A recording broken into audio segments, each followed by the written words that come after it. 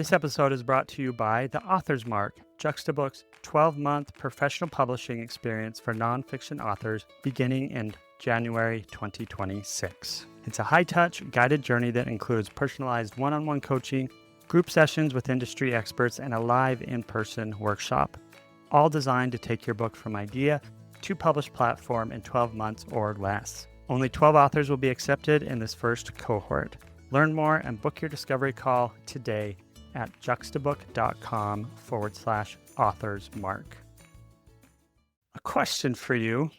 Have you ever stared at your screen or at a piece of paper and wondered, where do I even start with marketing my book? Should you post on social media, run ads, hire a publicist, ask my friends and family, get reviews, or maybe you just crossed your fingers and hoped that people would find it? If that sounds all too familiar, in today's episode, I'm going to focus on simplifying everything for you and giving you a framework to really think about how do I approach my marketing and strategy that's going to resonate with my audience. And so I'm going to walk you through the 4 audience signals that tell you exactly how to go about marketing your specific book. So you can stop guessing, stop chasing the trends that you see out there, and finally decide and create a marketing strategy that actually fits you and the readers of your book. So stick around, because once you understand these 4 signals, you'll never waste time on random acts of marketing again. This is Your Path to Publish. I'm your host, Zach Christensen. For the past decade, our team has guided authors just like you to find the best path to publish your book, get people excited to buy it even before it launches, and to turn it into the ultimate business card to build your business and your legacy. If you are ready to get your book out of your head and into people's hands, you're in the right place. Let's dive in. Now, no matter how you decide to self-publish your book, whether it's self-publishing, traditional publishing, or hybrid publishing, it's going to take you and the focus on your book and your strategy for marketing your book to get it out into the world. That's really the hard truth. It's all on you as the author, no matter what publishing path you choose. Most authors who are at this stage of book marketing want to jump straight into the tactics.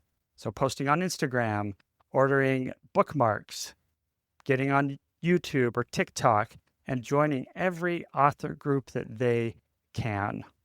And there's nothing wrong with that approach or any of those ideas, but it's premature. And understanding that without a clear strategy, you're just going to make noise that's not directed at any direction or for your target audience. It's like the old cliche of throwing spaghetti at the wall and expecting and hoping something to stick, even if it's for just a few book sales. Now, in publishing, strategy will always beat hustle. Putting those together, a strong strategy with hustle, will help your book be successful. Now, because strategy gives your effort direction, you're going to want to know which direction, when to pivot, and what are the 4 signals from your audience supposed to help you do as you decide and dive into the tactics.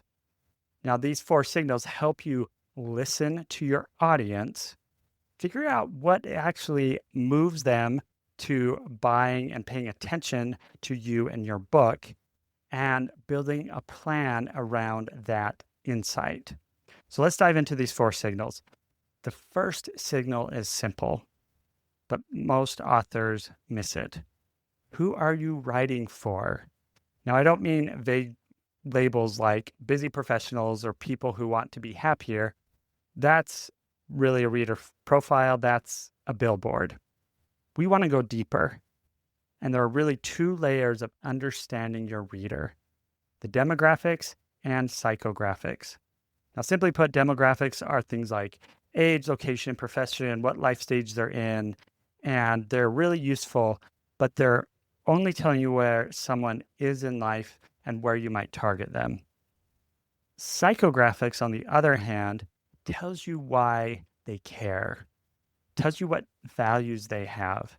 It helps to reveal the beliefs, the motivations, and the fears and really the specific language that makes your book feel like it's written for them and translating that into your messaging.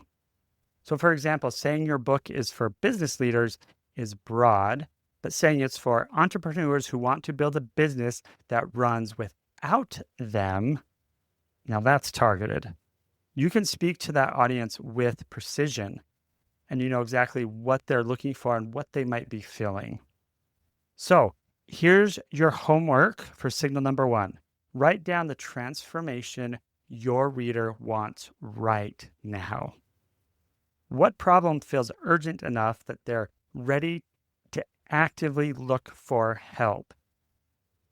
Urgency drives attention, and getting that attention will help drive sales for your books and your other products and services outside of that. Once you know who they are, you have to figure out where they spend time. Online, that might be places such as LinkedIn, podcasts, newsletters, using different AI tools. Offline, it could be conferences, schools, professional associations, or even gyms, depending on your topic. Now, the business mistake I see authors make here is trying to be everywhere. It's very tempting to feel like you need to be on 5 different platforms, and that just causes you to spread yourself thin across those platforms. Now, if you have a team to help you do this, or you have the funds or budget to hire someone out to help you with this, that may be feasible to be across those platforms.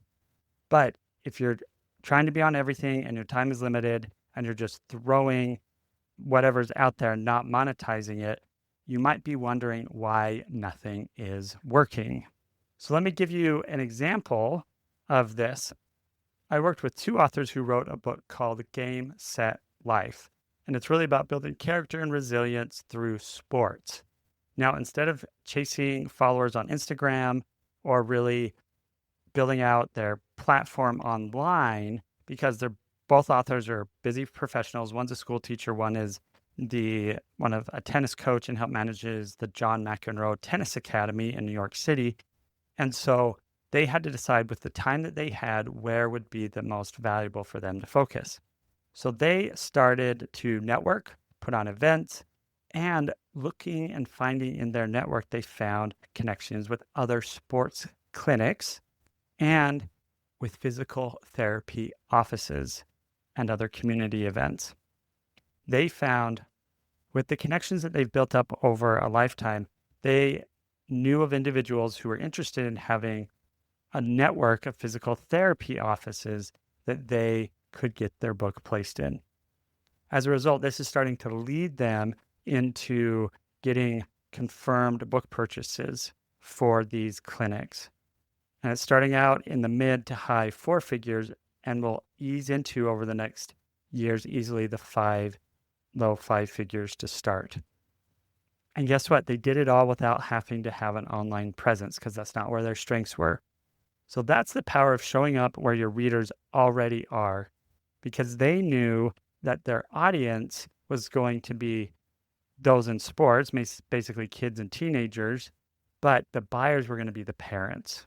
So you don't need everyone. You just need to be aligned with where they are. Ask yourself, where are my ideal readers already gathering, learning, or connecting, and how can I meet them there? Think about the last nonfiction book you bought. You didn't just buy information, you bought a result. And there are 3 main emotional drivers that really lead someone to buy. There's some type of pain. I need to fix this problem. There's an aspiration. I want to become this kind of person. And then there's proof. They want some proof and some help. And so they're looking to trust an expert on this topic. Every great book marketing message taps at least one of these. So for example, this book helps stop burnout before it costs your team another great employee. That's pain. Another one, this book helps you lead with confidence and calm. That's aspiration. And finally, written by a former CEO who's helped hundreds of leaders. That's proof. If you can identify which emotional driver matters most to your reader, your message can instantly connect with them. And remember, this isn't marketing manipulation. it's relating, it's empathy, and knowing that what you provide is valuable. Now, the final signal is all about delivery. You can have the perfect message, but if it's delivered in the wrong format, it's going to get ignored. Some readers love long-form blog posts. Others want a quick 60-second or less clip or a carousel post they can swipe through. Some want podcasts like this one that they can listen to while commuting or working out or working in the yard. Your job is to match your preferred comment format to their habits.